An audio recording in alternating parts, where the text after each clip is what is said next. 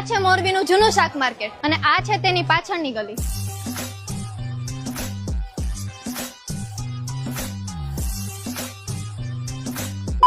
चलो भाई देखो अब मैं क्या करता हूँ. તમને ચોમાસામાં કેવી કેવી તકલીફો પડે છે? બહુ તકલીફો પડે અહીંયા કદાચ ઘણા વર્ષોથી પાણી ભરાઈ રહ્યું. તમે બહારની સાઈડે જોઈ શકો અત્યારે બહારની સાઈડ નું પાણી છે ને માર્કેટ ની અંદર માં આવે. બહુ વધારે પડતી તકલીફ આવે. અમારે અહીંયા પેલા અમે નીચે પડતા હતા, અત્યારે ઉપર છે ને આ બધું કરવા માંડ્યા. પણ ચોમાસામાં તમને કેવી તકલીફો પડે છે? એમ ગાળામાં ખૂંદાઈ જાય આખા ગાળો ગાળો હે. જો માણા કોઈ બેહીને કે એવું હે અહીંયા સુધારા વધારા કરવાની જરૂર છે. એમાં કઈ ખબર ન પડે. ગાળો જ છે રૂપો. અહીંયા ધંધો થાય છે સરખો આ ગારાને લીધે? ધંધો નથી થતો. ધંધો બેઠા આખો દી બકડા લઈને.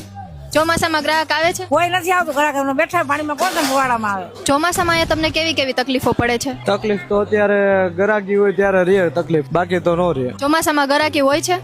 ગરાગી વરસાદ ન હોય તો રે, બાકી ન રે. કેટલા સમયથી તમે આ ધંધો કરો છો? અમે તો કેટલા સમયથી ધંધો કરી છે બેન, 50 વર્ષ થયા. ચોમાસામાં કેવી તકલીફો પડે? તકલીફ તો બહુ પડે નહીં, એટલે માર્કેટ સારી જ છે એટલે કઈ વાંધો નથી. તકલીફ ન પડે. બાકી શાકભાજી ગ્રાહક આવ્યા રાખે, લીધા રાખે. બહાર બાકી તકલીફ પડે. બહાર બહુ ગારો કીચડ એવું થાય. માર્કેટમાં કઈ પ્રોબ્લેમ નથી. અંદાજિત કેટલાનો ધંધો થઈ જતો હશે? થઈ જાય માલ પ્રમાણે થઈ જાય. અત્યારે તો 20-30 નો માલ હોય એટલે 20-30 નો વેપાર કરવો પડે ને. હાલો આ મૂકો, હું અહીંયા જ બેસું છું. હવે આપણે આ જ ધંધો કરવાનો છે. ચોમાસામાં તમને અહીંયા કેવી તકલીફો પડે છે? તકલીફ તો જાજી પડે છે. ગ્રાહક અંદર બહાર થી ઓછા આવે એટલે. સિરિયસલી બહુ ગંદકી ગારો છે હોય.